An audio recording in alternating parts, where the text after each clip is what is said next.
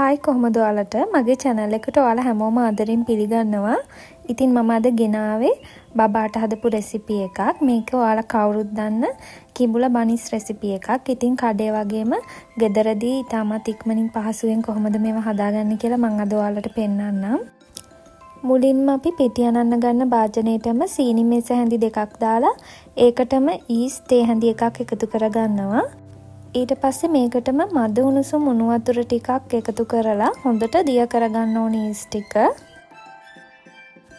ඒ ටික දිය කරගෙන මේක අපි විනාඩි 10ක් විතර ටිකක් රස්නේ තැනකින් තියලා තියන්න ඕනේ මේ ඊස් ටික හොඳට ඇක්ටිව් වෙනකන්.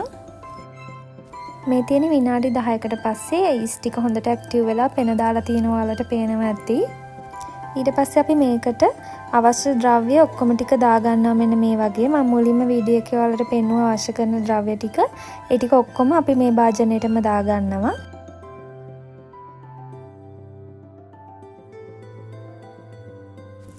මේ ටික ඔක්කොම දැම්මට පස්සේ අපි හොඳට මේ වගේ කවලම් කරගන්න ඕනේ. මේ ටික ඔක්කොම හොඳට කවලම් වුණාට පස්සේ අපි වතුර ටික ටික දාලා මේක ඩෝ එකක් හදාගන්න ඕනේ. මම වතුර ටික ටික දාලා මේ වගේ ඩෝ එකක් හදාගත්තා. ඔයාලට පේනවා ඇති මේ ඩෝ එක අත්තේ හැලෙනවා. ඒ වගේ පදමට තමයි අපි මේක හදාගන්න ඕනේ. ඊට පස්සේ විනාඩි 15ක් විතර මේ පිටි ඩෝ එක අපි මේ වගේ අනාන හොඳට නීට් කරගන්න ඕනේ. එතකොට අර අත්තේ හැලෙන ගතිය නැති වෙලා මෙන්න මේ වගේ හොඳ ඩෝ එකක් අපිට එනවා. ඊට පස්සේ පිටි ටික අනාගත්ත භාජනයේටම තෙල් ටිකක් දාලා අඩියට මේ ඩෝ එකේ උඩින් තියලා ඊට පස්සේ ඩෝ එක උඩත් අපි තෙල් සල්පයක් ගා ගන්නවා. එහෙම තෙල් ගාලා අපි මේක පැයක් දෙකක් මේක වහලා තියන්න ඕන. වහලා තියන්න ඕන කාලය මට කියන්න බෑ. ඔයාලගේ ගෙදර උෂ්ණත්වයත් එක්ක මේක පිපෙන කාලය වෙනස් වෙයි.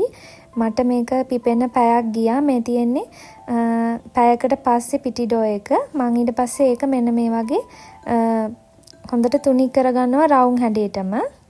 ඊට පස්සේ රොටියක් වගේ මෙහෙම හදාගෙන මේක සමාන කෑලි වලට මෙන්න මේ වගේ පීසා කෑලි වගේ කපා ගන්න ඕනේ. මෙහෙම පීසා කෑලි වගේ කපන්න හේතුව මම ඔයාලට ඉස්සරහට කියන්නම්.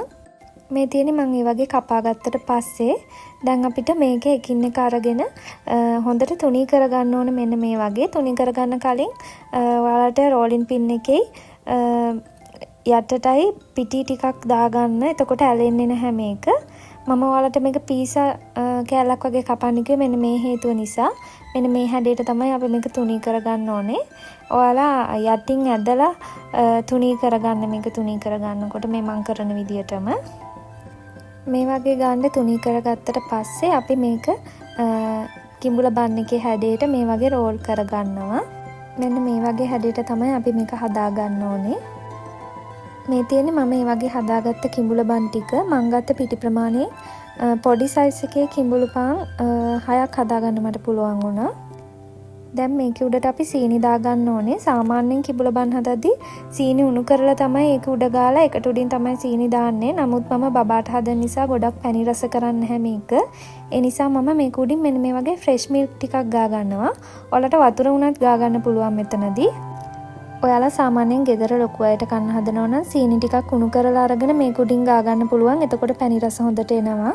මේ වගේ කිරි ටික ගාගත්තට පස්සේ මම මේක උඩින් මෙන්න මේ වගේ සීනි දාගන්නවා. සීනි පොඩි ප්‍රමාණයක් තමයි මම දාගන්නේ. මොකද බබාට දෙන නිසා.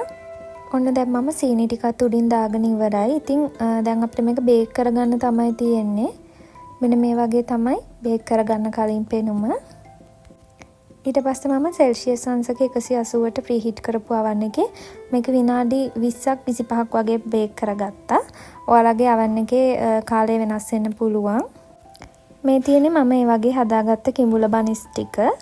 ඉතින් මේක කඩේ රසටම ආවා. පැණි රස ටිකක් අඩුයි. මොකද මම පැණි රස අඩුවෙන් හැදුවේ බබාට දෙන නිසා. ඉතින් ඔයාලත් අනිවාර්යයෙන්ම try කරලා බලන්න. මේ කියපු ක්‍රමයට හදනවා නම් හරිම ලේසියි. ඉතින් ඔයාලගේ අදහස් කමෙන්ට් කරන්න අමතක කරන්න එපා. ඉතින් thank you ඔයාලට මේ වීඩියෝ එක බැලුවට. නැවතත් අලුත් රෙසිපි එකකින් හමු වෙමු. ඔයාලට සුබ දවසක්.